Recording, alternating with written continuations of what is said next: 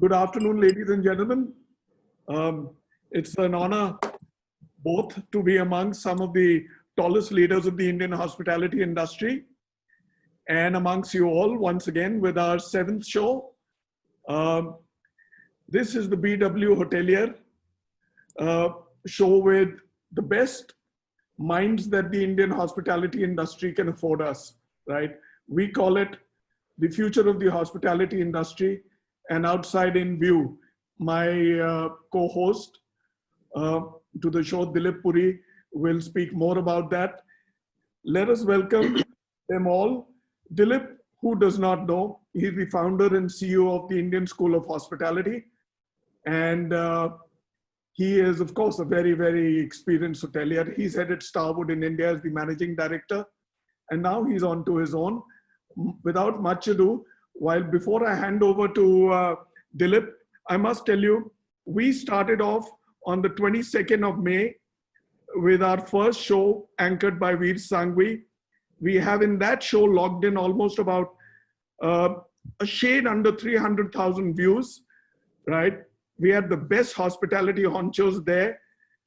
Soon after that, on the 23rd of May, we anchored a show with Chef Ranveer Barar. We logged in huge numbers there also, over about 200,000, right? Soon after that, our next show was all about procurement, how to get the industry started. That was another successful show. It was called Procurement, the Big Game Changer. And then we did one with the honchos. Again, leaders led in by Ratan Keswani, Ajay Bakaya, Mandeep Lamba, Sanjay Sethi, Samir MC, Nikhil Sharma. We followed that up with a bit of a fun show.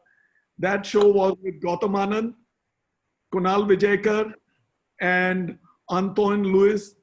And this was a naughty name to the show, the threesome. So this was, and then we followed that up with the next one.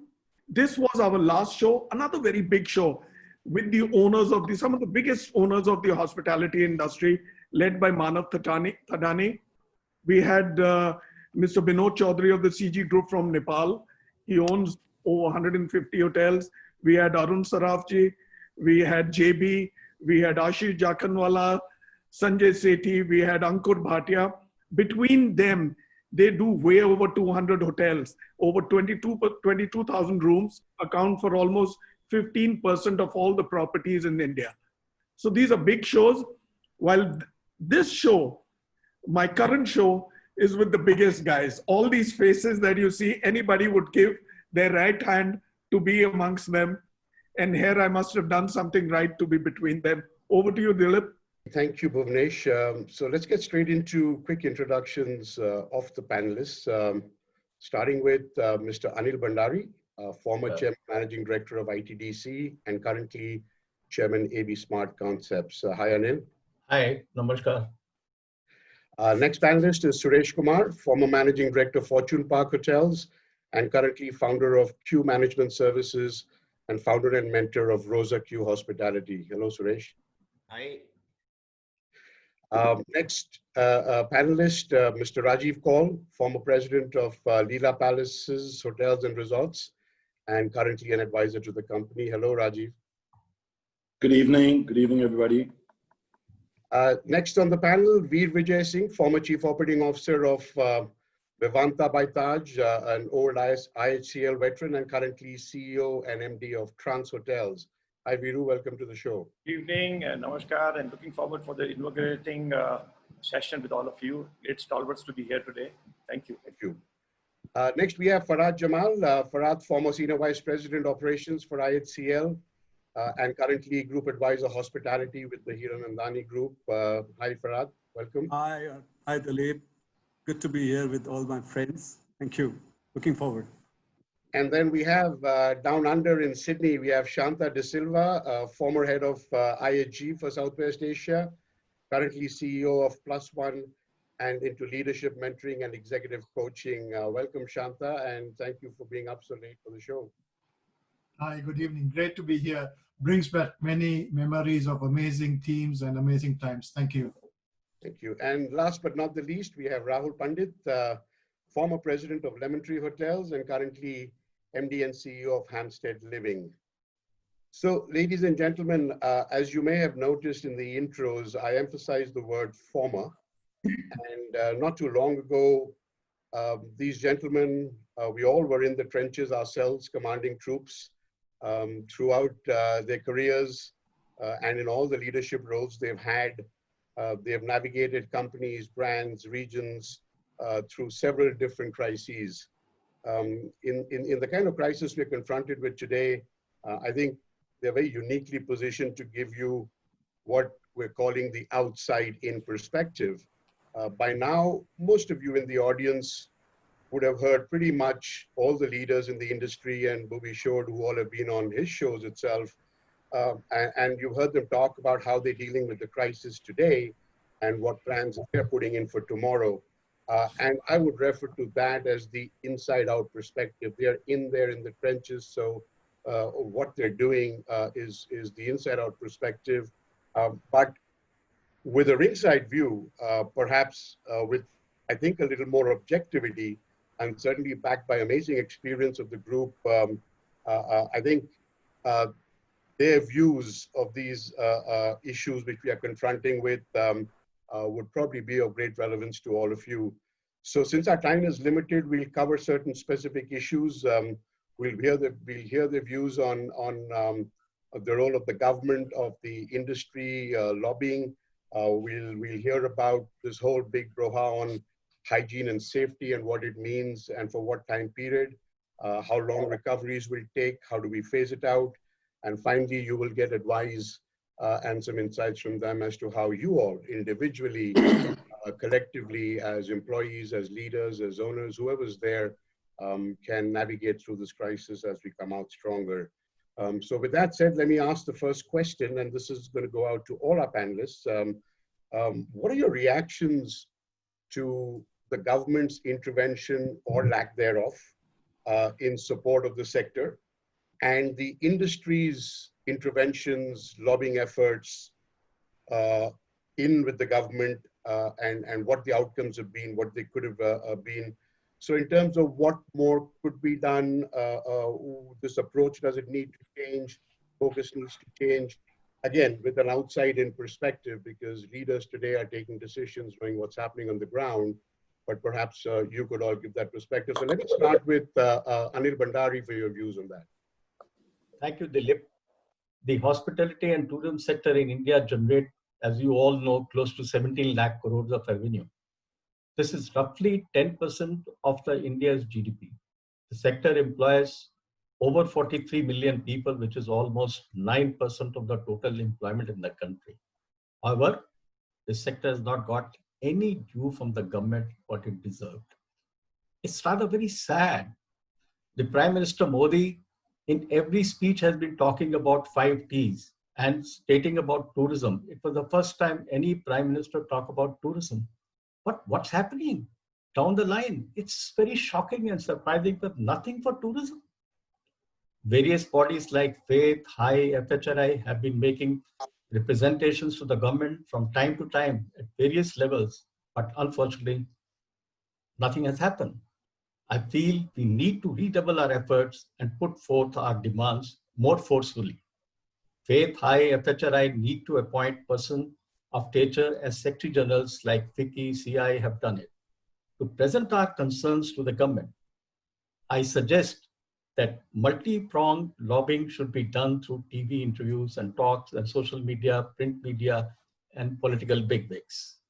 In fact, if you look at the United World Tourism Organization, UNTO has also been urging the members to put pressure on their respective governments to make industry-friendly policies and give tax concession and financial incentives to the industry so that it may survive the COVID-19 crisis and the economic recession and thrive in the long run. So I suggest we need to do more efforts with the government, and we all are willing to support our present, all the associations in any way we can. Thank you. Excellent. Let's move on to Suresh. Suresh, what are your views on what actually focus more not just on government, but industry, what we're calling lobbying, क्या कर रहे हैं, क्या करना चाहिए, अब आगे जाके what should be the route? Talk a bit about that. Thank you, Dilip and Bhuvnesh. I think little that I remember, I think there is a 300 years of experience sitting on this panel today. I think that is what Bhuvnesh had mentioned when we started looking at this.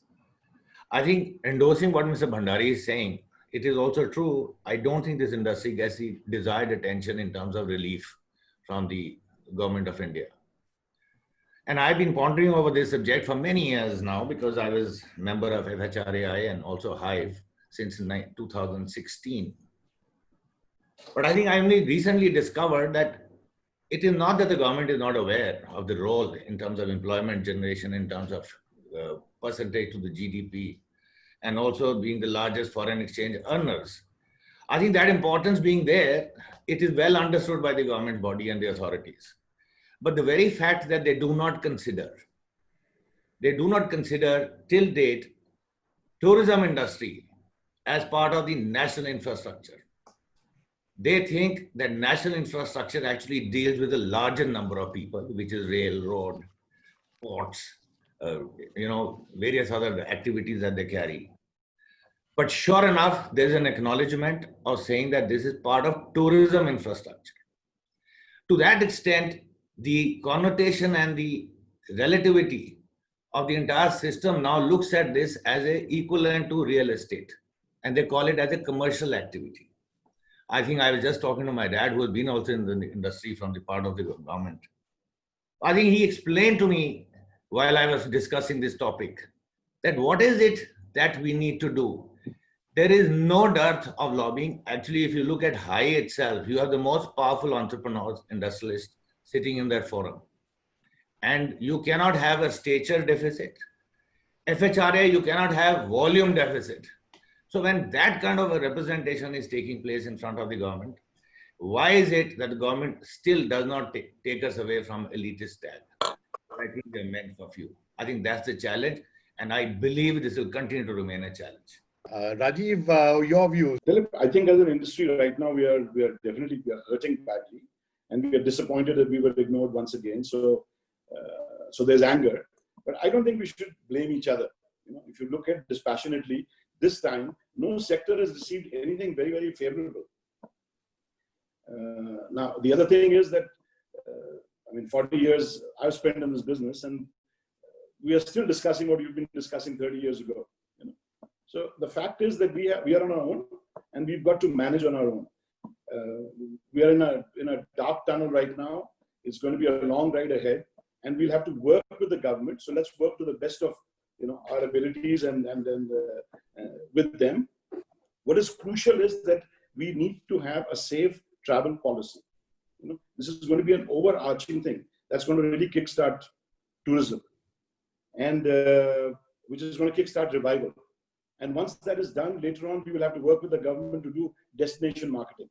So I think that, whatever our hurt, pride, and grouses are, we should just keep it aside and really focus on the task ahead, because we have a serious task to achieve together in this partnership with them. Of course, we should also introspect in the manner in which we are working. NASSCOM is perhaps the best and the most admired model, which works. So we should also introspect as to, how we should conduct this lobbying business at our end. It requires certain specialists. It requires certain continuity, and all those aspects will definitely help. Interesting, you said NASSCOM. I heard that from some other owners as well, and it kind of dovetails into what Anil said in the start, where a Secretary General level person really kind of leading it, who's so I think indeed there are probably opportunities there.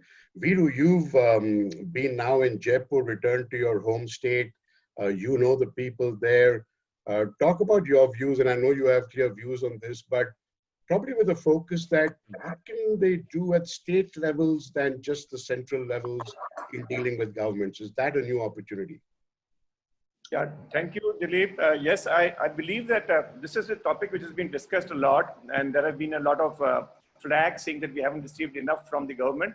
But yes, there are two very, very specifically different things which we have to work for. Our action plan has to be separate for the central government and separate for the state regional governments. Central government, yes, we've had a lot of follow-ups by FAITH, HAI, FHRAI, and many other bodies. And I think central government always listens to something which is going to be having a larger vote bank. For them, we are a little low priority, and they require some amount of muscle power or huge negotiation skills. So if we were expecting a fiscal support from the central government, in my view, that was not possible. The government of India did not have the funds, and we are much lower in the priority. Secondly, if you thought that we would get some kind of a cash payouts from them, I think it was not going to be happening because they can't afford to pay the salaries of our staff, which we were hoping. But so that, according to me, that was anyway, we were barking the wrong tree. Coming to the things that we should do, my advice is that, of course, we need to have a strong leadership, and a leadership something which is not worried about that I represent a particular company and what will be the repercussions there. So you need to have something like a Bajaj, a junior Bajaj who spoke for the auto industry. We need something like that. But what we need to do is every time when we take a representation, we should not have more than 3 to 4 listed points. You go with an exhaustive list, normally you never get anything. So that's a very, very important point for central as well as states. First thing that we need to now ask is, of course, with regard to COVID and post-COVID-19, what are some of the things we should get? And I think first thing is we should ask for waiving of the GST, waiving of all the government levies, like the property tax, police or municipality or excise licenses. If this can be waived off for a 1-year period, it will be a great support to the industry. If there are lease rentals, then they also need to be waived off. And this is one thing that we need to ask post-COVID. Second thing is, I think we need to promote the domestic tourism. We all have understood that we won't get many foreigners this year. To promote the domestic tourism, I think we need to do something what USA has recently done. They are coming up with something like that. They are going to give income tax to travel and come to the hotels. So you get airlines bill and hotel lodging bills. That amount can be taken as a waiver on income tax. Now that's the second thing that we need to look at. Third, I would say, is marketing of destination. I think Sri Lanka, Turkey, Egypt have done a very good job. We need to market India as a destination, and for even domestic tourism, which I think the government can do. We need to make a nice task force, which should have stakeholders, not just some secretaries and ministers, but we need to have the regular stakeholders in this task force. We need to get maybe the World Trade, the Tourism Corporation to give us some certification to say that India is a safe destination. A very important thing that has been pending for a long time is industry status. It has happened that during Indira Gandhi, late Prime Minister's time, and even Manmohan Singh's time, and even Mr. Jaitley's time, that we worked for this industry status. But unless we don't get it, we will not get the benefits that we should be getting as an exporter. We get a lot of foreign exchange. That foreign exchange should not be having any GST attraction. We should get infrastructure status. We should be able to get loans for a 7 to 10 year period, not 5 to 7 year period. So longer moratorium, lesser interest, and of course the electricity tariff and so on. Finally, we need to strengthen the regional tourism. I think what is happening is we're only working towards central tourism, central government, but FHRAI, HAI, and FAITH must have regional bodies because each state has a different issue and different problems. So I think lastly, this is what we need to pay emphasis on. Strengthen the regional tourism also so that we can take it up with regional governments. Thank you, Jim. Excellent. Let's get straight on to Farhad for his views. But having said that, I think my take is that there are various parts to this industry. Now, what really happens when we go to the government is we go as one collective whole. I mean, take for example the hotel and restaurant business. Capital intensive is hugely very different to a travel trade, very different to an airline, very different to possibly a guy who operates a taxi or surface transport business. So I think there is a very distinct difference. All the gentlemen here, my friends, are all from the hospitality background. I think the important thing is also to separate the parts in this industry when we go to the government. What we are doing is, in the bargain, is we are going, as Veer Vijay just said, that a laundry list of things without having really sharper points for one particular industry to be helped. And which is the industry that is needing the most help? The hospitality industry, because that is where the capital intensive industry is, where there's the highest amount of loans, etc. are lying, where the maximum number of manpower is sitting. So I think that's important to separate the parts of the industry also when we present the government. While everyone wants to say, the tourism should be seen together, My belief is it should be seen as parts and it should not be seen as together, because I think that makes more sense. Number two, I think is the fact that this industry, I think that was mentioned earlier, the concurrent list and the industry status. I think those are small things. I'm saying a small thing, but they're important things that the government can actually help the industry to be given, because that itself has got so many benefits. Because, you know, waivers on special prices for electricity, there are so many, I have seen that list. There are so many benefits in that itself. So that itself will bring in a lot of joy to the industry. Dekho Apna Desh. I don't know how many of you have seen that website of Ministry of Tourism. Dekho Apna Desh is a very, very wonderful initiative by the government. It has got so many components of saying, this is the country, as Prime Minister said, you know, visit 15 sites from Red Fort. But that Dekho Apna Desh itself has got, they are doing marketing even today during COVID times, saying that, you know, people should travel within the country, visit all the interesting places. And as we all, I'm sure collectively believe, surface transport is going to be the new what you call normal, at least the new thing that is going to happen in the future. So wherever you can drive to forts, to in places of interest, resorts. I think Dekho Apna Desh, I think is a great idea of the Ministry of Tourism. It just needs to be marketed better. It needs to have a better reach possibly. And all stakeholders must know it better. These are my few points. Great, excellent. So how's it being seen down under? Shanta, let's get your views. And you could talk about more than just government and lobbying, but tell us about what's happening elsewhere. Because I'm truly outside in, because I'm not in India at all. So I'd like to give a slightly different perspective. I think what everybody has shared is truly valuable points. And what we are facing in the industry today is unprecedented. And whatever support we can get, we need to get, which is true. The different point of view I want to offer is about the stakeholder groups. To me, there are three stakeholder groups in this industry that are suffering. One is the owners who have invested in hotels and put up capital for those hotels. Two is the manager. When I say manager, it's international hotel management companies, regional hotel management companies, asset managers, and consultants like me, who will also suffer as a part of the downturn in the industry. And thirdly, it's the workforce, the employees, the larger workforce. As was said before, in the industry, we employ a huge number of people. And I'd like to focus the attention on the workforce. How can we collectively lobby and work with the state and the regional governments for the benefit of the workforce? And I think there's a point to be said here that we should take this outside of the industry and collaborate across industries for the benefit of the workforce. Then the advantage with that is then we cover a larger quantum of people.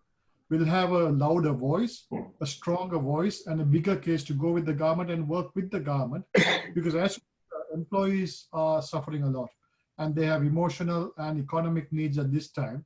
And I'd like to ask people to focus on how we can get together with industries and work with the state and regional governments in lobbying for support for the workforce, because they're going to need a lot of support. Going back to Australia, there was a comment earlier in the chat group about what other governments have done. Pretty much here, it has been industry agnostic support that has worked, which is the job keeper and job seeker support. So what the government has done is they have given economic support to industries to keep people employed by paying an allowance that unfortunately runs out at the end of September, which will have an impact on the industry, but that has helped keep the workforce in employment. Now, in many other countries, I don't think we have the propensity or capacity to do that, but I'm sure there are other initiatives from a welfare point of view that we can lobby government so that at least we can get something done for the workforce to support them through this difficult time. So lastly, to Rahul, and Rahul, you just bring some amazing perspectives of truly understanding the facts when it comes to business, when it comes to really looking at things from a very different perspectives to what we traditionally do. So what are your views, whether it's from the government side, industry side, on this crisis and what's being done, not being done? My first thing is, now that we are facing this crisis, I think we should say it's a great opportunity today to exploit silver linings in the dark clouds which are there, and we should not let it go waste. if you look at tourism from an India perspective, 73 years ago, when the Republic was formed, tourism was non-existent. And it's only been in the last 30 years, since 90s, which has actually seen the growth of travel, tourism, aviation, and the restaurant sector. So tourism has languished as a state subject.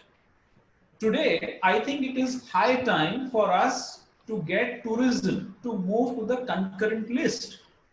Not only is it a 10% contributor to GDP and employment, but per dollar invested, tourism generates more jobs than auto, technology, or financial services. And today, when India is facing a challenge of 1 million people getting released into the workforce every month, if we don't solve this problem today, then we are just ignoring a sitting time bomb. Now, what's happened, as others have also said, that because the contribution of India to tourism is only a 3 decades phenomenon, it's traditionally being seen as elitist in a republic which has had socialistic moorings. What we need to project it is at par with infrastructure. And even if when we see the growth of the travel tourism sector in United States, it happened actually in the 70s and 80s.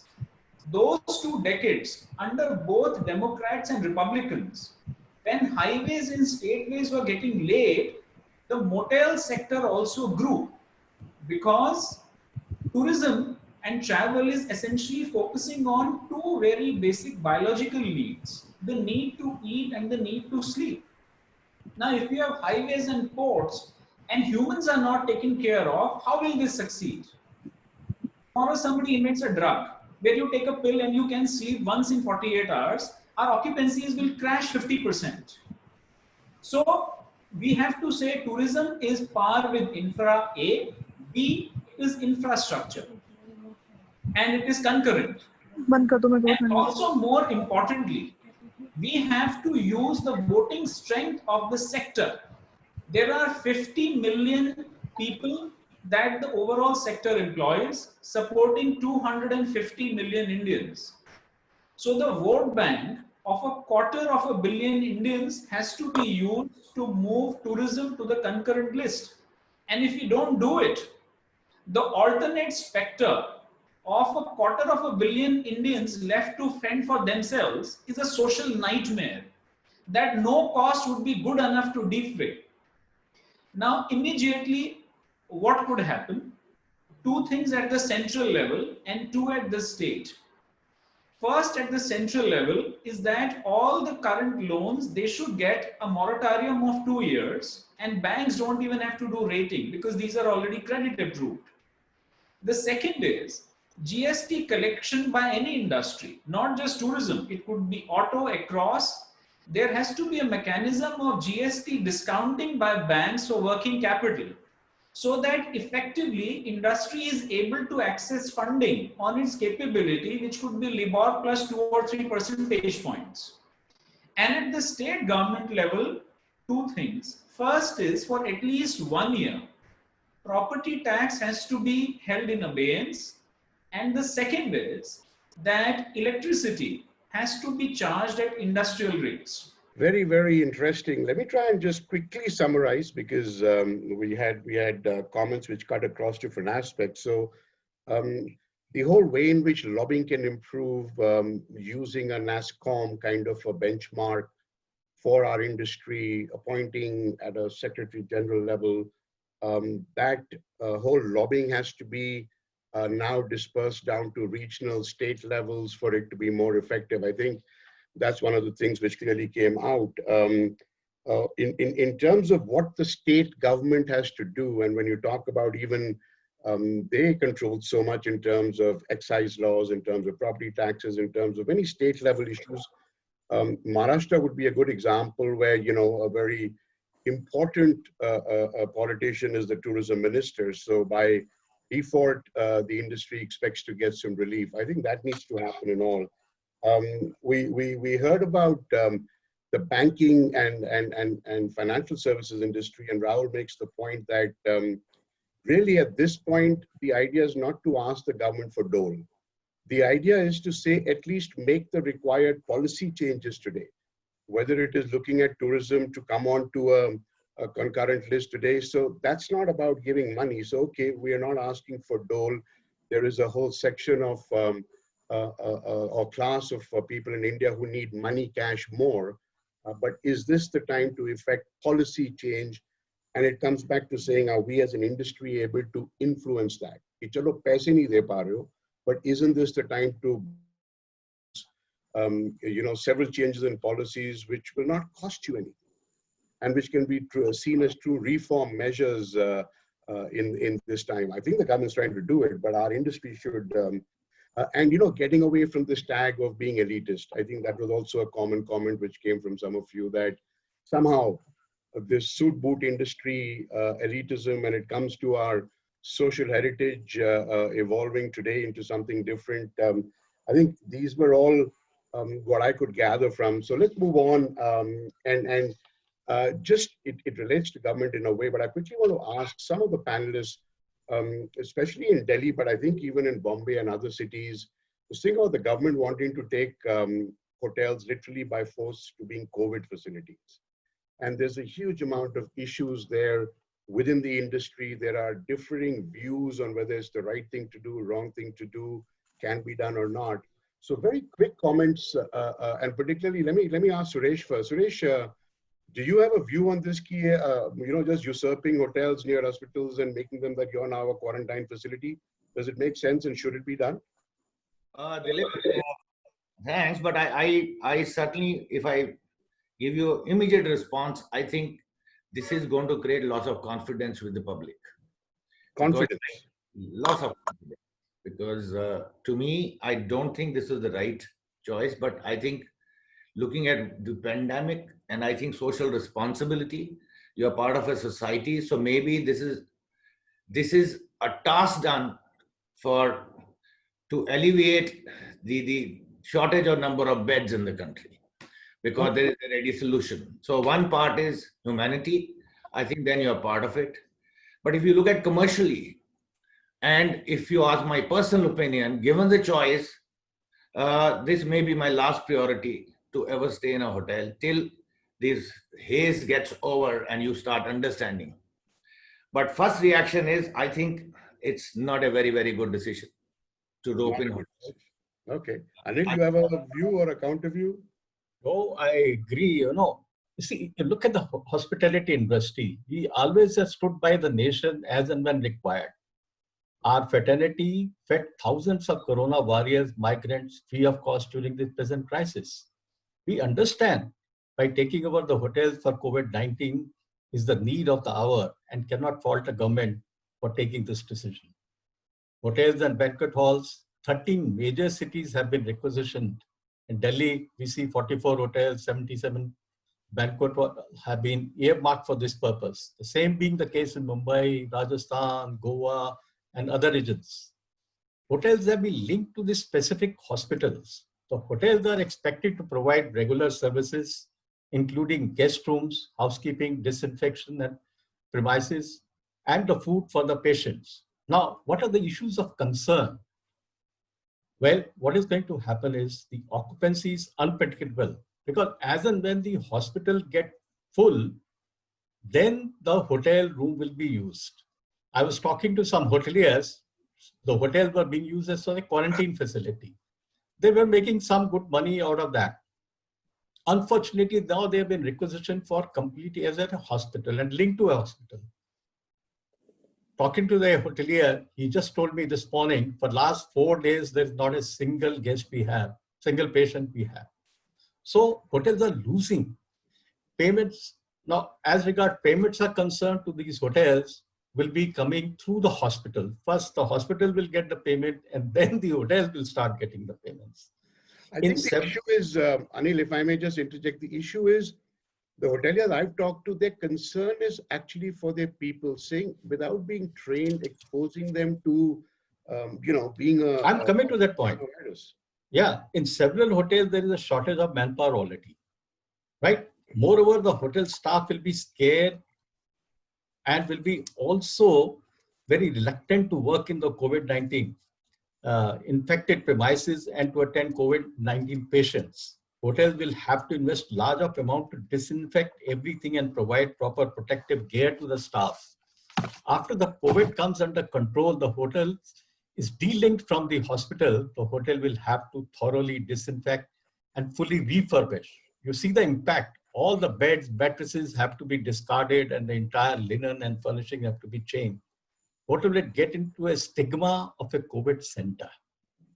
It will be very difficult to bring back the present condition which the hotel have.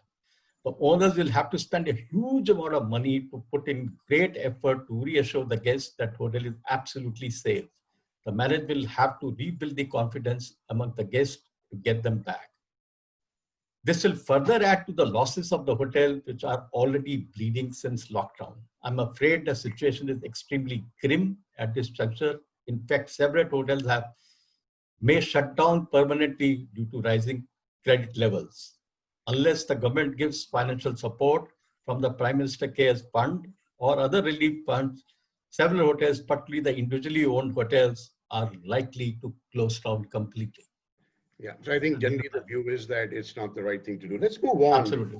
And I want to address the issue which is hugely topical, and we're all seeing some pretty amazing campaigns and marketing communications coming out from big brands, all focused on hygiene and safety. It's almost as if this is the only reason why you should come to our hotels.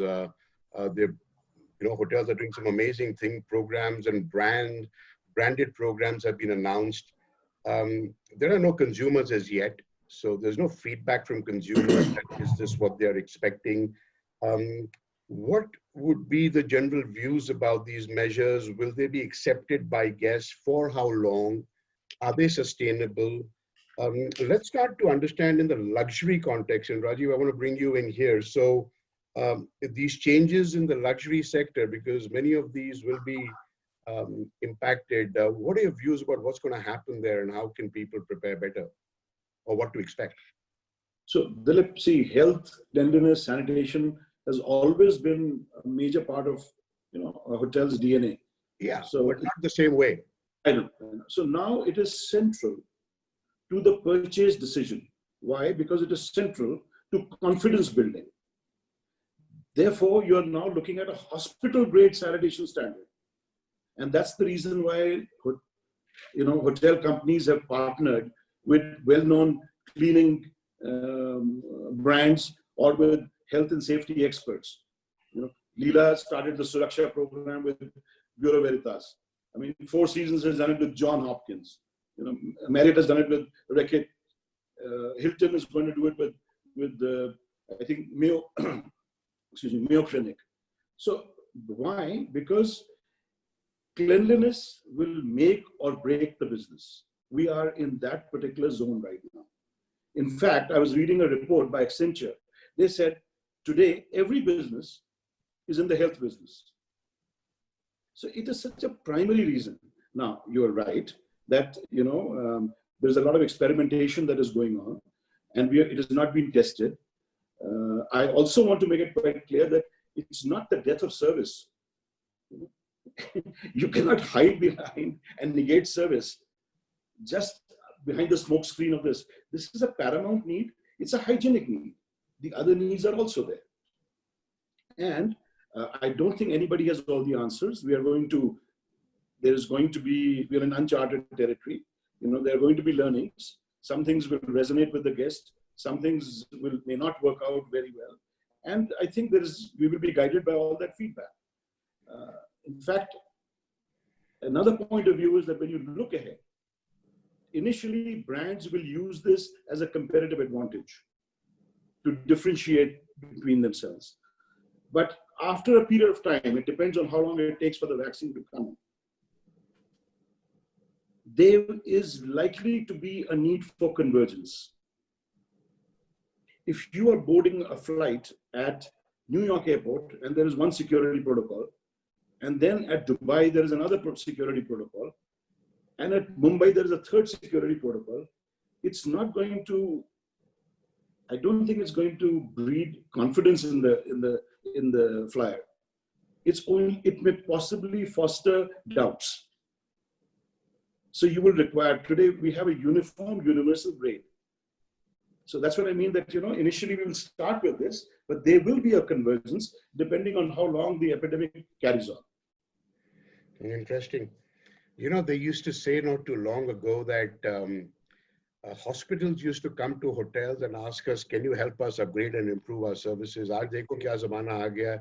Hotels are going back to hospitals saying, can you help us be more hygienic and safe, right? Dilip, it was a classic thing that when you went to a hospital and you paid maybe lakhs of rupees to your surgeon, but you always commented on how clean the place was, whether the marble was sparkling, if the nurses were friendly, and if they were pretty, it was even better. And the third thing was food. How's the food? So it had nothing to do with the quality of medical care that was being received by you there. Right. And we really meant that you needed to tangibilize the intangible. Got it. That's always been the thing, that how do you tangibilize the intangible? Yeah. Farhad, you had a comment? Yeah, quickly. Yeah. I have a couple of points. One is that, I think the industry has been reacting about hotels being used for COVID patients. There are three parts to it. One is the quarantine guests. Two is the healthcare workers. Third is the COVID patients. There are three parts to it. Now, this is a national pandemic. It's a pandemic of a level which we have never seen in this country before. At least in our lifetime, we have not seen this.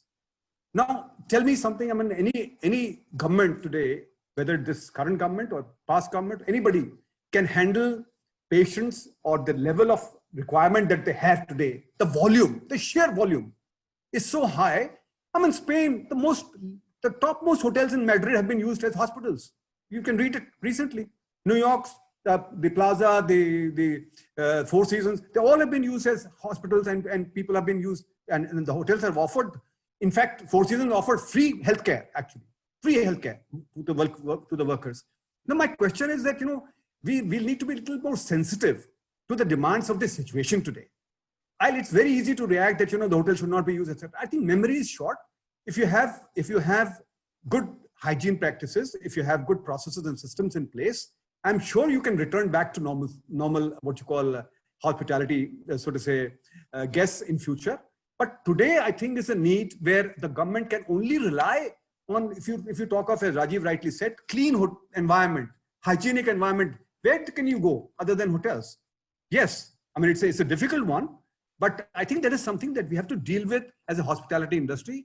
And I think I feel it's hard, but I think we have to support it. We are together in this as a nation, not just as an industry, as a nation. I think we need to look at a larger picture more than just being slightly narrow in this. I agree. Anil, I'll come to you in a second. I just want to go to Shanta.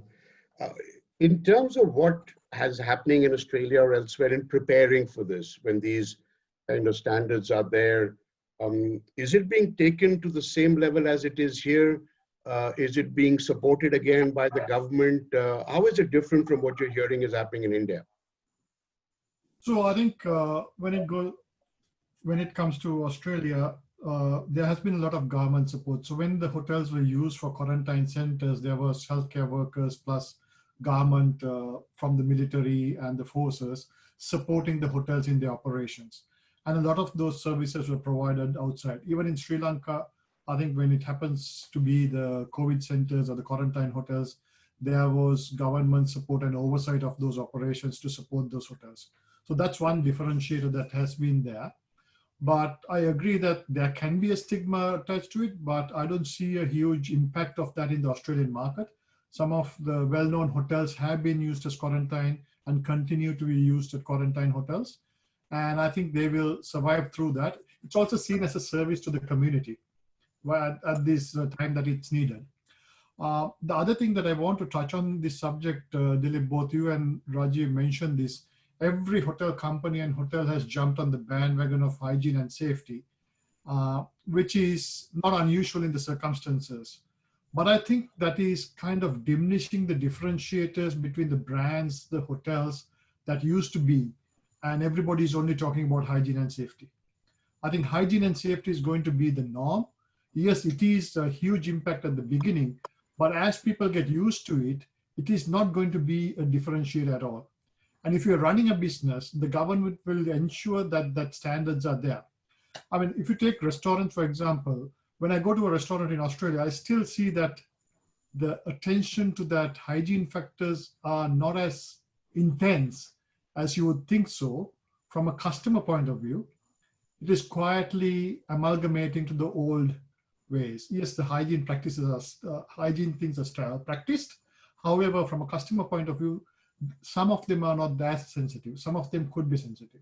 My concern for the industry is that everybody's putting the hygiene and safety into overdrive, quite rightly so, because it's a need of the hour. But we should not lose sight of the fact of the importance of our brands, importance of our location, importance of our service, and importance of our differentiators in attracting the customers. I think, Dilip, you said that. Why should a customer stay with us? It's not because of hygiene and safety only. That is the norm. We should start focusing on why a customer should stay with us through differentiators so that we can go beyond that to attract the customer base. Excellent. So in terms of what advice can be there to have preparedness now and what needs to be done now by people, Anil, you had some views on that which you wanted to share. Yeah, what I see is that this pandemic will be a catalyst of change. It will change the ways we have been running businesses, social interactions, systems of education, and impact almost every aspect of our life.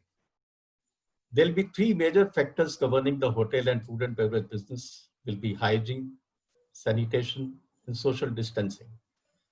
Friends, it is interesting to note there are 200 touch points in a hotel. We need to take care of them. A lot of innovations are taking place in the market. I see that a lot of startups have started innovating how to disinfect all these touch points. One of them, which I would share with you, is the Corona one, which is 360-degree illumination design and technology ensures that every nanometer of any surface that is put inside the Corona one is decontaminated with UV rays. For example, vegetable, fruit, cereals, crockery, cutlery, chopping boards, gloves, paper, plastic, even your face mask. Other products which the Corona one disinfects are luggage and hand baggage, conveyor belts, using UVC tunnels, hotel trolleys, handrails, escalators, seating areas, check-in counters, and washrooms, entrance. This have been just being, have been just brought, have been invented by the IIT graduates from Bangalore, those who have started this particular product. Now, all of us know that the contactless check-in, check-out has to take place. Smartphones are already there. It's a question of using that technology. Another beautiful thing which has come out is that, QR code menus have been also one of the graduate from Pusa Institute has really invented a QR code for menus. These are no-touch menus which enable guests to see all dishes with photographs on their mobile phones. So these are the innovations which are taken. So this is the new things which are coming up into the market. That's what I thought I will just convey. Yeah, I think you're absolutely right. People have to start thinking through enabling technology to do a lot of these things which are going to be required. And there are just so many opportunities. I think one of the questions being asked there is that what might be new opportunities? I think the biggest new opportunity is going to be how, because solutions will come through technology. It's a question of how you adapt them, use them to manage this crisis. I want to move on to getting your views, because this is something which everybody, I think, wants to know, is that road to recovery and time to recovery.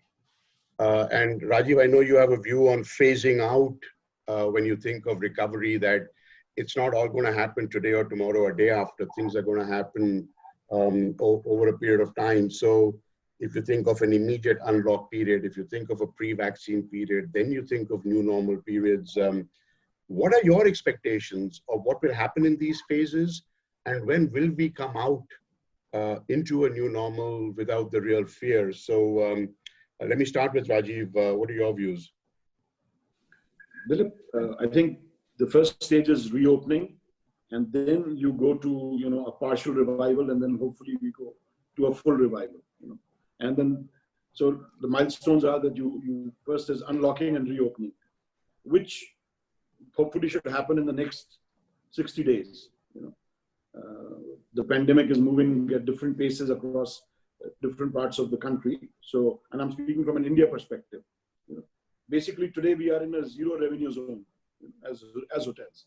So hopefully the cash register will at least will come alive. I mean, I don't think they'll be ringing loudly, but at least they'll come alive, you know, with it.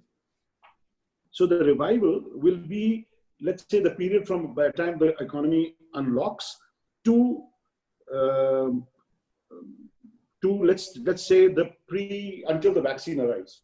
Now this could be, it's anybody's guess. We all pray that it is not a very long wait, but it's common sense tells you that it could be at least 12 months and possibly 18 months. You know?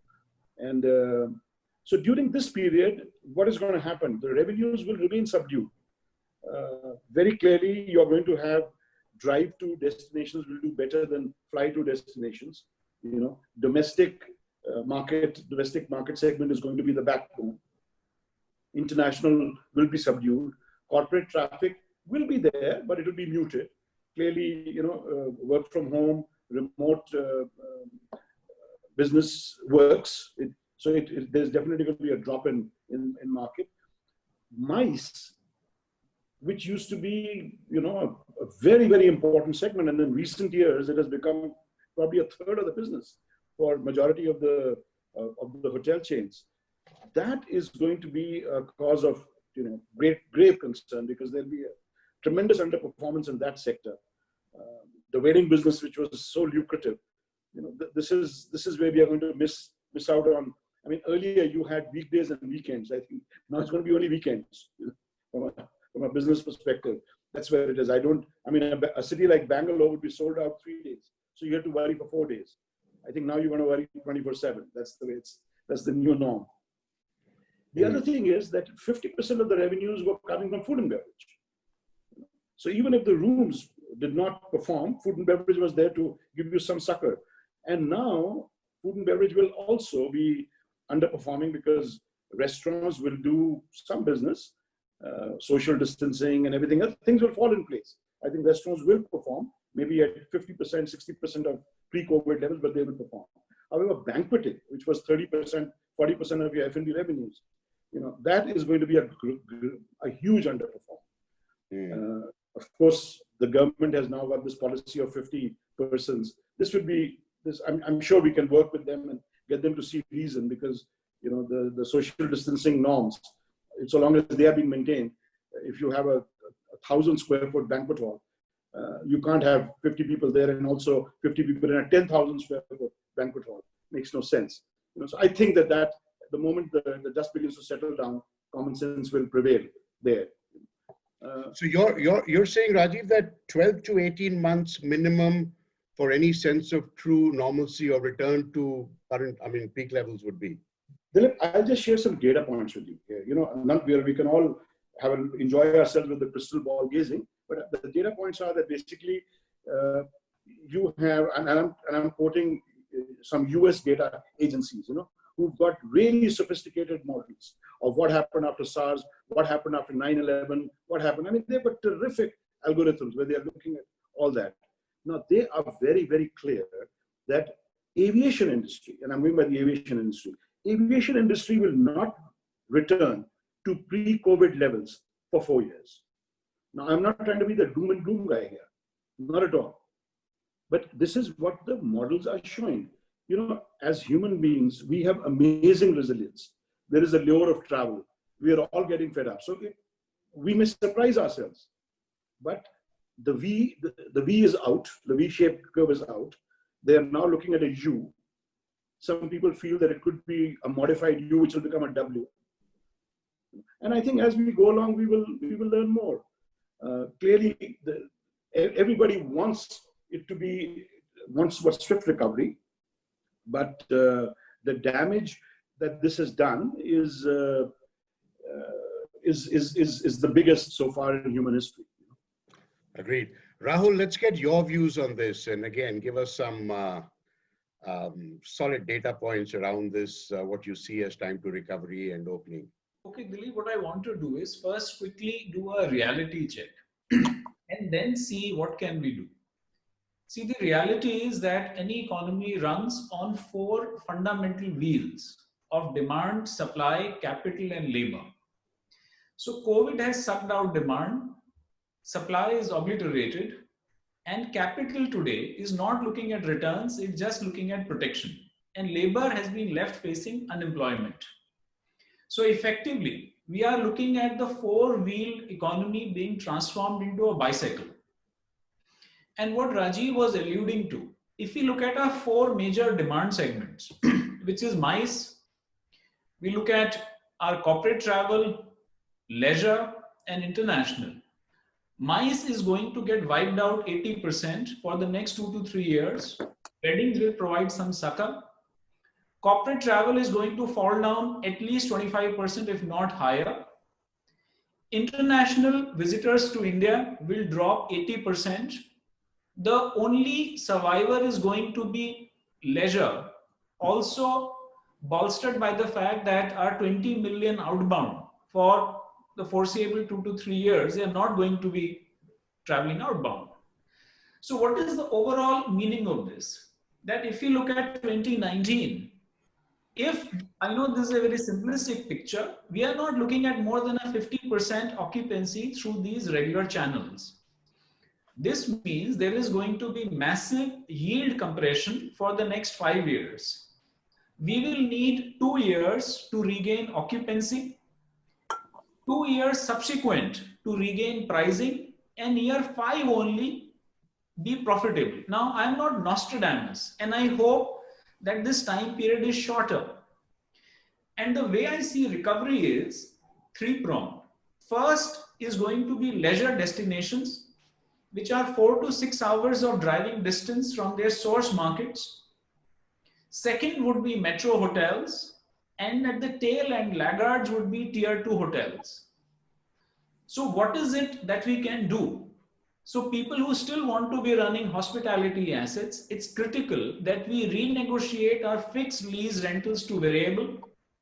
Or if the developer has deployed construction finance, go to a hybrid structure, which is an MG to meet his LRD and then variable.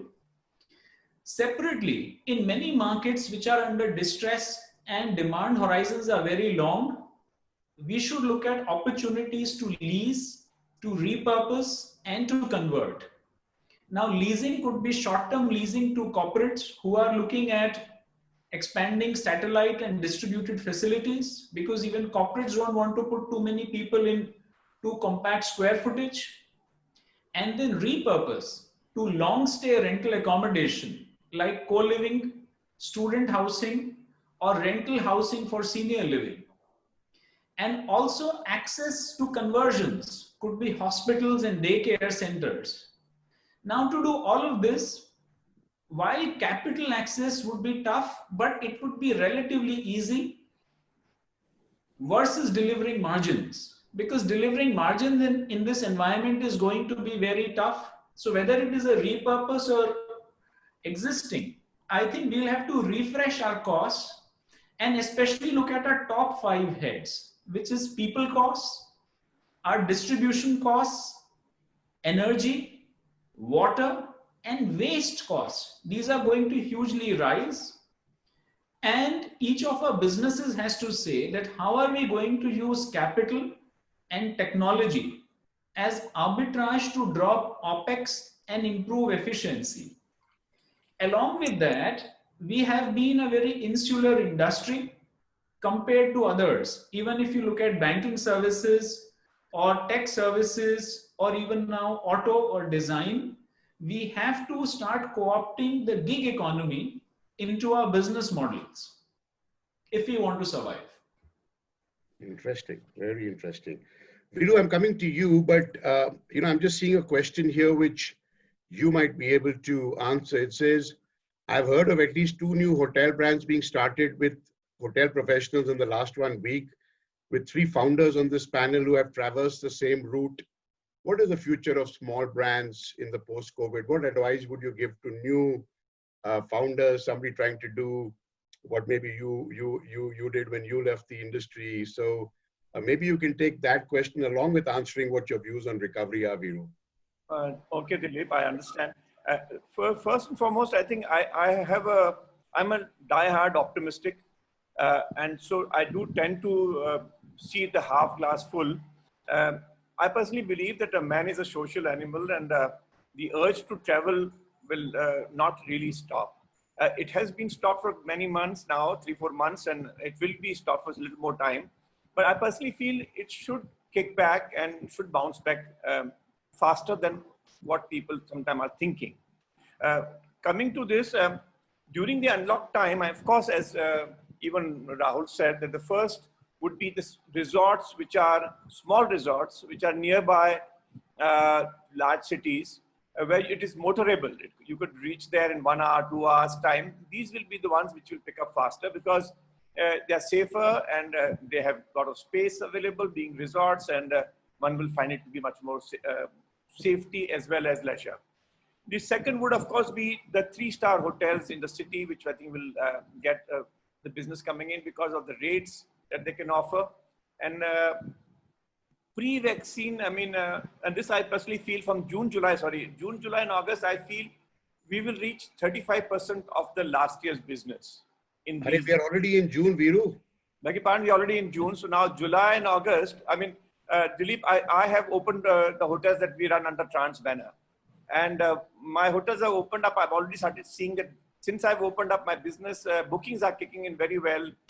Some weddings are coming in, especially in July and August. So okay. In this quarter I'm talking about, the business will be 35% of what we did last year. Coming to pre-vaccine, of course, I would think that the hotels can be divided into two. Ones which are very dependent to foreign business, which would be like, let us say, Rajasthan Heritage.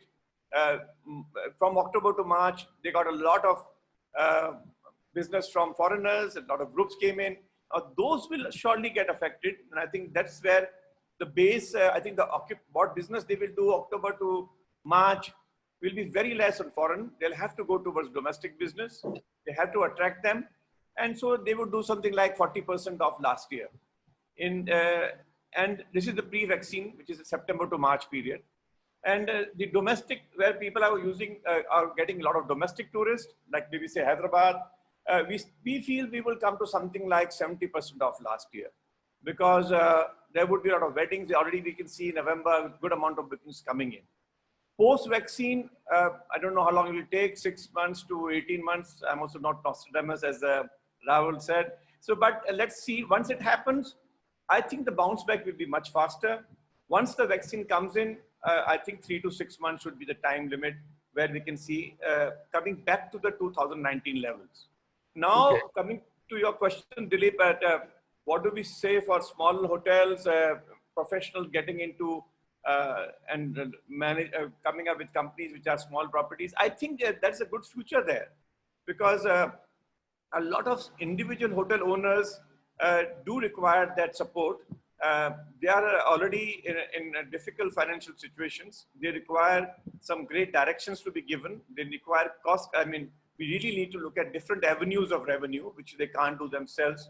They require support in cutting down costs, as I think Rahul talked about some of them. And we need to see how, we can do releasing, because of course, giving a set amount of money will not work. So we'll have to do releasing. So small individual owners will surely like good management companies to come and support them. And some of these hotels cannot be taken by large companies. So I think there is a good opportunity for hoteliers and professionals with small companies. Excellent, excellent. Farab, do you want to add to that your views on, just focus on the recovery times and what's going to happen during those times? You see, my take also is the fact that, there's a in-between period, which is, we're talking of pre-vaccine and post-vaccine, but we're not talking of the in-between period, to me, what I call the medicine that is going to come in for cure of COVID. I think that is the most important thing at this stage, because vaccine will happen 12 months from now, which is very far away. And we don't know the timelines. So medication itself, I think, will bring a certain amount of confidence. The fact is that, when you fall sick, you don't know whether you'll be on ventilator, you will be in the, in what condition you will be. But once there is a definitive medicine that comes in for cure, or whether it is for the mild or for moderate symptoms or even for serious symptoms, I think that itself will be a breakthrough, according to me. And I think some breakthrough has already happened. I think that will instill a certain amount of confidence. What is the biggest thing today? Fear. The fear is the biggest thing today that we have to overcome. There's nothing else is more important today than your health and your dear one's health, and there's fear. So that's why you won't travel. Okay, you are cautious. Once you have the medication, then you know that you can take the medication and you can travel and you will be well. That's fine. As far as recovery is concerned, I think I tend to agree with most panelists what they've said. I don't see it happening in the next. My window is between 12 to 18 months. Again, yes, there are some hotels. I've spoken to personally some operators who are saying that by Q3 of this year, the occupancies will go into the range of that 30-35%. And some bookings of some hotels are showing a trend of 60-70% in the fourth quarter. So I hope they're all true. They happen. Because I think what's going to happen is not so much the MICE business. I think it's the wedding business that's going to come in. Because that can't wait. Even if it's a 50 people business, it's going to be valuable business for hotels. And that bookings are already coming in, kicking in hotels. So they're all waiting to say that whether we can say yes to their business or not. Because we don't know the definitive timeline of the government's point of view of when they're going to open. But I have a feeling that that business is going to kick in quickly. Also, Dilip, an important thing that we have to understand is there is a lot of pent-up demand in the city itself. Imagine you're locked in a home for last 3 months. You've got to get out to even a staycation in a hotel. Friends who's ready to go to a hotel, whether it's any brand for that matter, decent hotel, clean hotel, where they have trust. And that's where the hotels will come in saying that how are we communicating to our customers, saying that it is safe to come to us. We are got the highest levels of hygiene. We are complying by WHO standards. We are complying by FSSAI, by Ministry of Health and Family Welfare. All those standards we are complying and beyond. So that communication, regular communication with customers is also going to be a very important part in ensuring that you get the business back if you so desire, right? Whenever everybody will want to. So I think that is my limited point because I think it will come back, but I think that city demand also will be there. Apart from, as Viru said and Rahul also said, the motorable distances today are going to be in demand. Like in Bombay, for example, Lonavala, Khandalas, even Nasik or even other metros around Mumbai where it's motorable, people will go there and people want to get out. I think people are urging and dying to get out of their homes. It's very interesting when here's what's the role of the poor revenue manager these days? Bichare ko poochte owners ki yaar December mein what will be my occupancy? And the poor guy says, what benchmark do you want me to reference? Last December versus this December? There's no baseline to project, right? So it really becomes challenging. But the consensus clearly seems to be that any kind of recovery is about 12 to 18 months away where we can start approaching back to peak times. Let me move on, and we're getting towards the back end of our discussions. And this is again something I would like all panelists to talk about, and probably the most key part of this discussion. All the audience out there who are listening in, viewing, will be viewing. I think ultimately the crisis in many ways can be put as a humanitarian crisis. It's a challenge to people who are at all levels, employees, managers, whatever you might call them. And I think they are looking for that light or what is it that they can do? How should they tackle the future? I mean, that is going to be a bit of a hard, walk up for a while. But how is it that they can stay positive? What would your guidance be? So I would like each of you to just spend 3 or 4 minutes giving your advice to any stakeholders. It could be to employees affected. It could be to general managers and what they're facing. It could be to owners of hotels and businesses. So I'd like those comments coming from everybody. And let me start as I see it from here. Given the perspective before, but how owners and businesses, and you referred to it a little bit in the earlier point, where what do people do with their assets today? there is one set of, I hope my voice is clear. There's one set of people who are the owners who have long windows of cash flows, long runways, they capitalized well, all that. But there is a whole set of people who just don't know whether they can meet next month's payroll, small owners. How is one going to look at this as a real estate category? Talk a bit more about the repurposing you mentioned earlier. You talked about trifecting in some ways. Just give a little more sense. What advice would you give to those kind of people? First of all, when we look at different stakeholders, the way I see it is that this crisis is going to lead to a shift in the entire holding structure of the industry, because we'll have to separate asset ownership from management and distribution, which has not hugely happened in India so far, because these are different competencies and each have a different frame of returns. This means that institutional capital is going to play a larger role in the overall sector, because it can also defray risk better, and also the underlying asset is fungible across different types of use. Separately, I think this is a great opportunity for stressed asset funds to build a high quality portfolio who are ready to take a negative carry of 3 to 4 years into account. And along with this, I think we all need to realize that the way that the world is progressing and our population is increasing and the global connect and different aspirations or different societies in Maslow across, right-wing theories, this and that, these crises are going to keep on emerging and accelerating. Historically, if we've had such crises once in a century, and we've been witnessing it move to once in a generation, we have to be ready to face these kind of crises once in a decade now. And all of our businesses, not hospitality, we have to have a risk doctrine, which will say that across 5 key crisis factors, how are our businesses going to respond? It could be pandemics, it could be terrorism, a water and food crisis, a war, or climate change.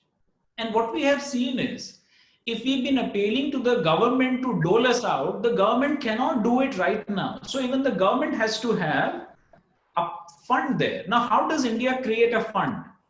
How does India get a reserve fund? It will be fantastic if now we say, we change Ind AS and say each company has to contribute 1% of its top line into the India Reserve Fund, and the accounting standards treat this contribution as an expense. So what it effectively means is that the effective cost of 1 rupee is 70 paisa, and this will earn interest similar to a PF. And the government will contribute 0.5%. So if the industry gives 1, the government gives 0.5%.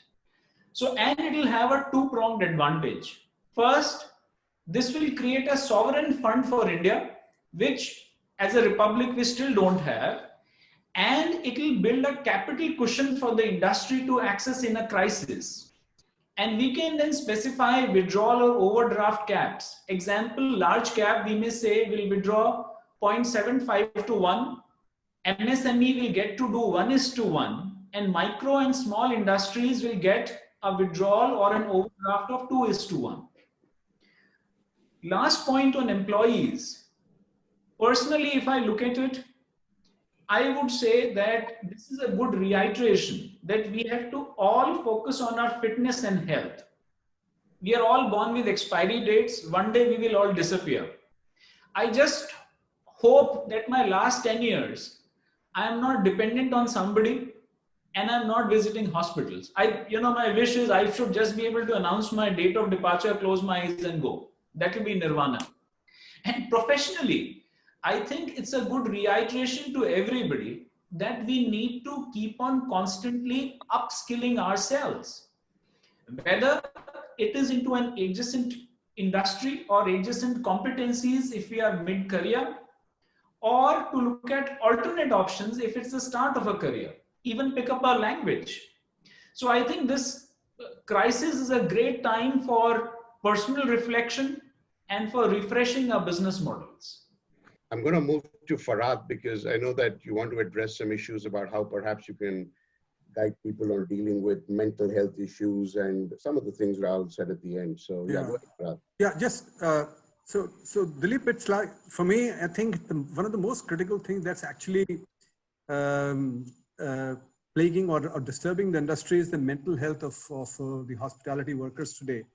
And I think that's something that requires really attention from various hotel owners, groups, or individual standalone hotels, etc. Because I think there's a tremendous need for professional help, counseling, for saying that you care for them, that support and compassion. Because we are in a crisis, we understand that, and people are going to lose their jobs. But is there a kinder way of doing it? Is there a kinder way of doing it? Employee is actually, even the current hotels that are running, which have got quarantine guests and which have got healthcare workers and so on, I think the employees are so constantly paranoid because they have families, they have, like the healthcare workers, I salute them. They have the same situation where the hotel workers are. They're constantly concerned about their families and how they're going to get back, and they won't be fine, they won't have the virus, they won't contract it. So, like for example, I know the ISCL, my previous company, has done this 24/7 helpline, which basically is a caregiver kind of a concept, which is available to any employee, and you can just call on that line, and you can talk to a professional counselor who can reassure you, who can tell you do's and don'ts, who can help you get you in a better mental state more than anything else. It's not about money. It's about people just now feeling reassured. As I said earlier, there's a lot of fear in people's mind. To bring in that reassurance and talking to somebody who can help you is an extremely, extremely important thing today. And I think the more we do it, the more we actually give it. In times of crisis, in times of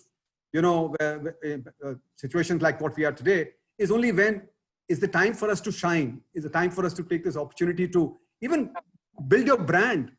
What is your brand value otherwise if you don't care for people? You got to care for people. It can be transactional. You got to care for them, and you got to make sure that end of the day, whatever little you can do. And I know people have been furloughed and and people have losing jobs. But is there a way to say people can go on leave for 6 months or 5 months without an assurance that they will come back? But at least mentally they are in a better state. And as Rahul said, upskilling today, reimagining your own jobs again. I think that's the need of the hour today, because upskilling is going to really help us. Shanta, when we spoke earlier, you referred to some way in which the industry can come together almost as a collective. Do you want to talk a bit about more that? What did you mean by that, and how can that benefit people? Thanks, Dilip. Yes, we discussed that, and I would like to address 3 things while I'm talking. And I'm going to put my Hindi to the test here. So I want to talk about Sayog, I want to talk about Jugaad, and I want to talk about Vishwas. So I'll start with Sayog, which is collaboration. I think we all know the recovery is going to be phased, right? So we'll probably see domestic travel recovering first, then we'll see travel bubbles if governments initiate it, travel starting from there, then regional and then international. We also know there's a lot of pent-up demand for travel, people wanting to travel, people wanting to take holidays, and people who are not able to go overseas for their travel. So I think in this scenario, what is important is how we promote our cities, our states, and our destinations. And that goes beyond the particular hotel, it goes to the state or the city or the destination. So with that, I think we need to be a collective, a collaboration across the industry to promote it. And I'd like to put it to the team that we need to go beyond competitors. I'd like to put the notion of rivalry, because competition is different to rivalry. And you may ask what the difference is, but when it becomes a rivalry, you work for the same objective, but it brings out the best in each of you. One of the best examples I can give is India-Pakistan cricket. No greater rivalry than that. But when it comes to that match, everybody's putting in extra. The game uplifts to a totally new level. The emotional commitment, the passion is amazing.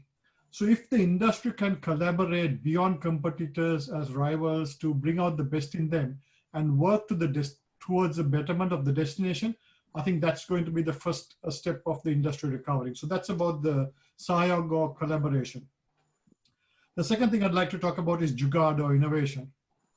I think a crisis is the best time to do Jugaad, because there's going to be, if you look at the barriers for innovation, it's more about the fear of the unknown. It's the resistance from the management. It's not having time to devote to it outside of business as usual.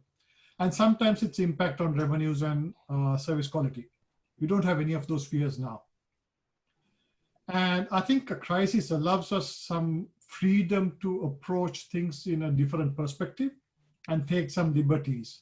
So I think a crisis allows us a unique opportunity to try unconventional methods, because we have to. We have no choice. A crisis allows us to fast track our delivery because we need it. We are in dire need of innovation. We are in dire need of new revenue streams. So I think it kind of accelerates it. A crisis also is a great breeding ground for new ideas, because we are faced with challenges. We have no choice but to find ways to overcome it. And I think a crisis brings about a greater desire for change and acceptance of change, because change may mean survival. So in that scenario, I would like to put it to the leaders that use the time for innovation. Don't think about today. Don't think about recovering from this crisis. Don't think about next year. Think about setting your industry up for the future. This is the best opportunity you would ever get, almost at a zero reset, to innovate your business, innovate your services, and innovate what you do in order to set yourself up for the infinite time for your business. And lastly, I want to leave a quote with everybody about belief. And this is one of my favorite quotations, and any of my team members on the call might laugh. It's from Jim Collins, from Good to Great. It's a Stockdale paradox, which says, retain absolute faith that you can and will prevail in the end, regardless of the difficulties, but at the same time, confront the brutal facts of the current reality, whatever they may be. So we need to accept where we are, see what it involves, and at the same time, retain faith that you will succeed when time comes. But what you do now, between now and then is what matters. And that's my Sayog, Jugaad, and Vishwas. Fantastic. Well, amazing advice. Thank you for that, Shanta. Suresh, you want to kind of touch upon perhaps issues as we discussed about what do leaders in the trenches do today? The general managers being hit on every side by owners, by the employees, by the customers. Unke liye kya gyan advice hai? Dilip, I have a different perspective, so I'll start with two statements. One is that whatever I had read in the past, there's a sentence that used to be used, "This shall also pass." So that's one statement. Second one was, the only permanent thing in life is a change. That was the second one. I think we are confronted with a situation where only thing certain is uncertainty. I think, so the earlier two don't apply in my mind. That's where I say. And I think that puts a tremendous stress on people who are on trenches on the ground.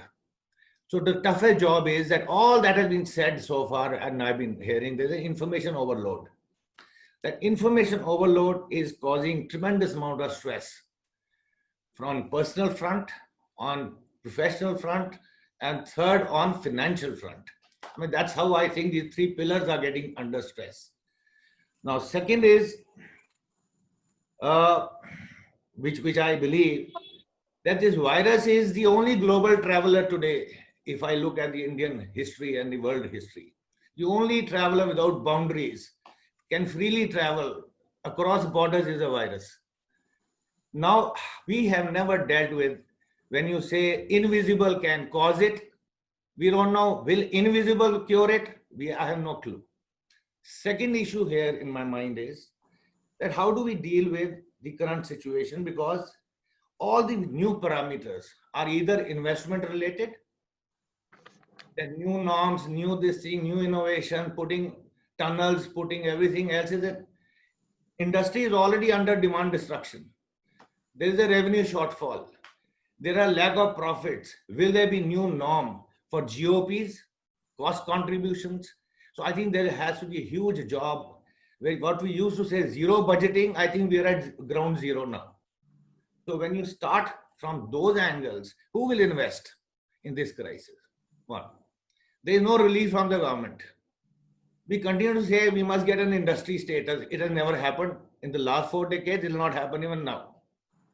Now, having said that, how do you fight this battle? And there are three people who are going to fight this battle: investor, operator, or the unit team. Headquarters can only give strategic direction. So I think I will address this from the point of view of the general manager and his team.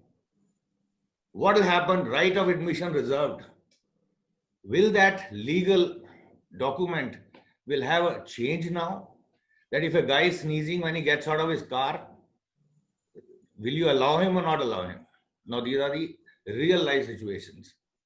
Second is, would you now try and bring in quarantine floors other than executive floors and single lady traveler or lady executive travelers?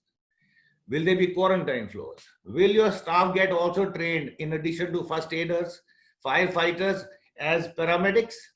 That's the third one. And therefore, what has happened now? There is an anxiety today at every level. Farad said about fear, so did Rajiv. There is a fear, but there is a panic because you don't know this enemy. Thirdly, in the past, you had money, machine, and material, but you had human resources as great levelers. So you could muster a number of people and say, let's get onto the job and we will achieve our targets. Today, man is a suspect. Today, you suspect anybody that you want to meet. You are keeping now 4 principles that will apply, I think, till everything happens.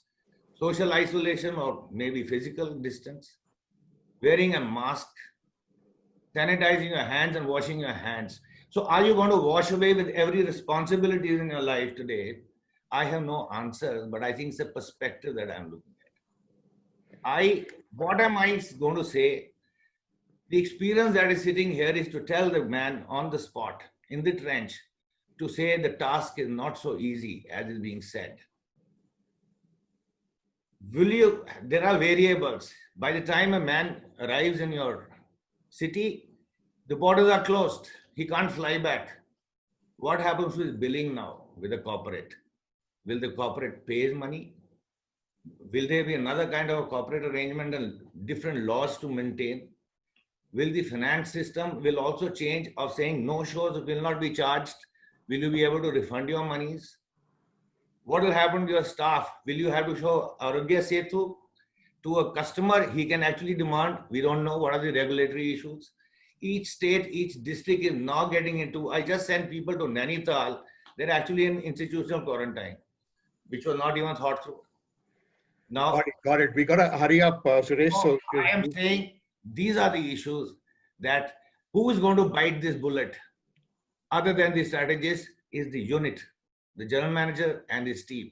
I think this is the time to bless them, give them the confidence and say, I think time has come to get into more documentation and more detailing.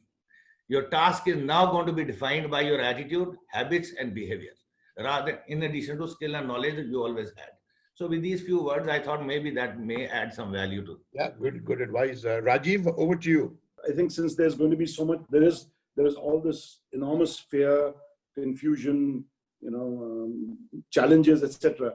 I just have a few simple advices for the leadership team and for general managers and for the leadership team really, because in this entire din, you can lose focus.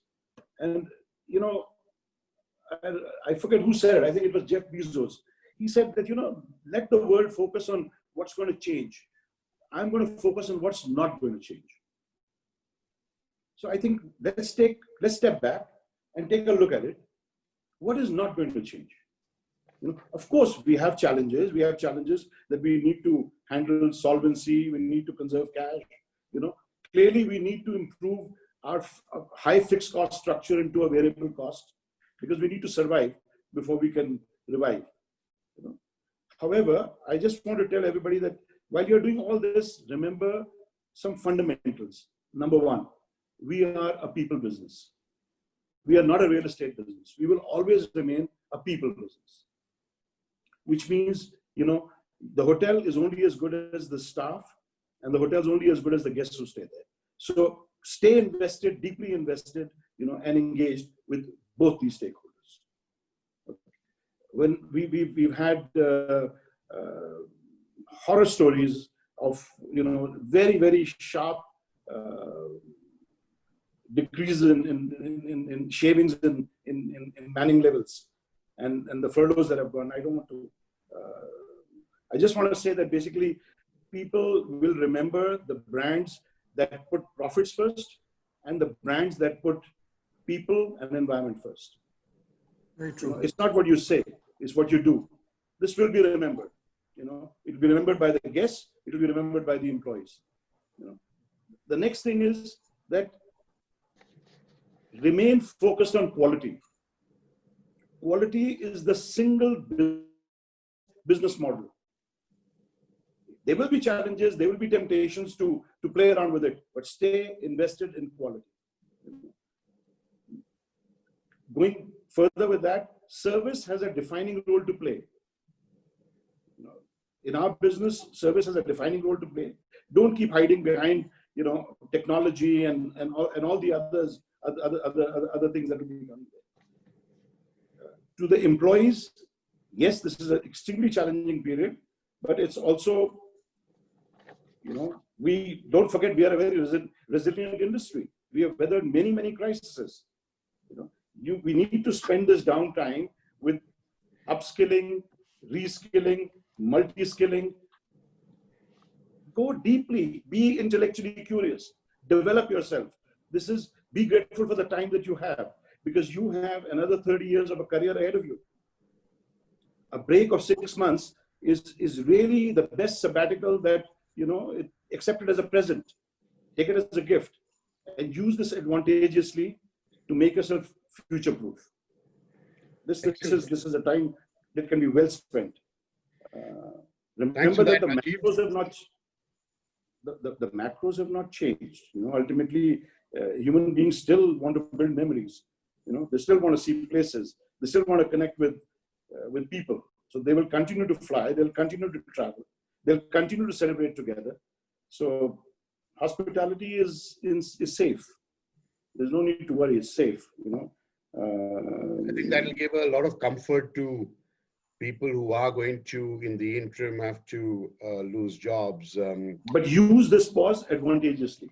Yeah, use the pause advantageously. Let me get quick comments from Viru and Anil before we start wrapping up. Viru, would request you to be a little quicker because we are running out of time. I understand. So I'm just reminded of this phrase that when the time gets tough, the tough get going. So I think it's an important time for all of us to think of that. I know we have to hope for the best and prepare for the worst. So I'm going to go very fast and very short messages to the stakeholders. For the owners, of course, cash is king, and have deep pockets if you are. It's very nice. Do not get into much investments. To management, we have to give a lot of positive leadership. We really have to tell everybody from the owners to the guests to the staff that how it is going to be a safe period, and safety should be the main concern. To employees, I think multi-skilling is going to be very, very key factor just now. And this is not the time for hop, step, and jump. So please do not be looking at just doing that kind of a job changing. To vendors, develop low-cost item and good sanitized items. And to the students who are also now very, very concerned and are thinking, will they have enough opportunities for them, especially when they're passing out this year? I want to tell them that be positive. We will always have jobs for youngsters also who are coming in. We do require them. But most important is that they should also look at other services, other service industries. I remember when I went to the Lausanne, and the principal told me that 75% people do not join hotel industries. They join other service industries. And I'm sure, Dilip, you will be seeing that soon also. So I think what they need to really do is, if the hospitality industry is tough at the moment, look at other avenues. And I'm sure there'll be enough careers for them. Indeed, indeed. Thank you. Anil, last words. Oh, what I would like to say, what we have faced in the past are so many crises, like the, sick riots, serial blast in Mumbai, where 2 hour hotels got plagued. Then there was a plague in Surat when we had a PATA conference, unfortunately, PATA Travel Mart. And we managed to get it back by instilling confidence in the mind of the people. So it is time that we have to work as a team, determination and positive attitude. In fact, the right attitude, one can emerge stronger and wiser after this crisis. Change ushers in a new order. Adversity gives fillip to inventions. Let us accept the change and adapt to new normal. Let us seize this opportunity to discard the outdated practices and adopt new systems which will be good for us and for the country, the world, and the coming generation. Let's stay safe and stay strong and stay optimistic.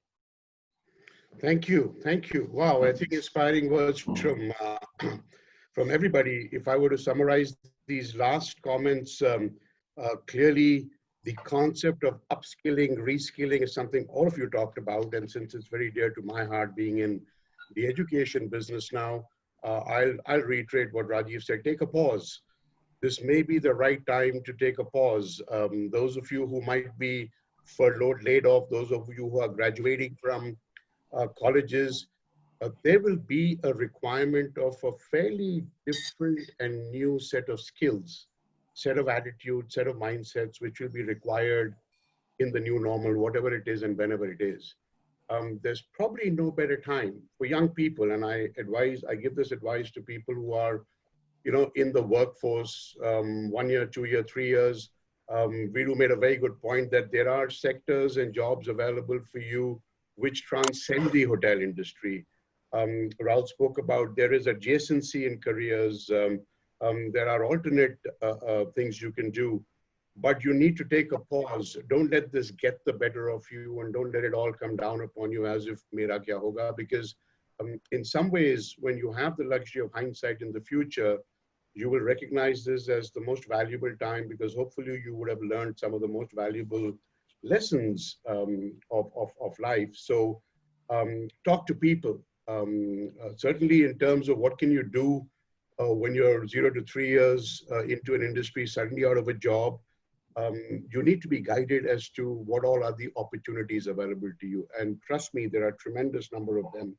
So long as you know that, okay, if I have to give up 6, 9, 12 months to acquire new skills or to just take a pause, let me do that.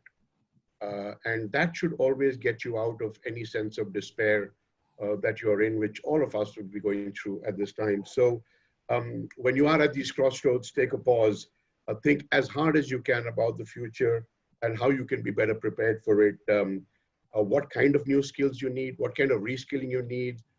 Talk to your bosses. They should be the ones telling you.